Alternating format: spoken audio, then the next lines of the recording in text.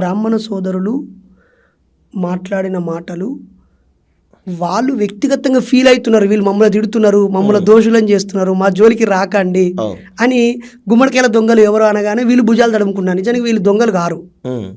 ఇప్పుడున్న బ్రాహ్మణులు ఎవరు దొంగలు గారు, లంగలు గారు, వివక్ష చూపించారు అందరు. ఎందుకంటే ఆ ప్రజల సొమ్ముదిని బతికేటోళ్ళు కదా, వీళ్ళే మొదట కృతజ్ఞతతో ఉంటారు కదా. గుడికి 4 వచ్చి 4 పైసలు వేస్తే ఆ పల్లెంలో వాళ్ళ పొట్ట నిండుతుంది.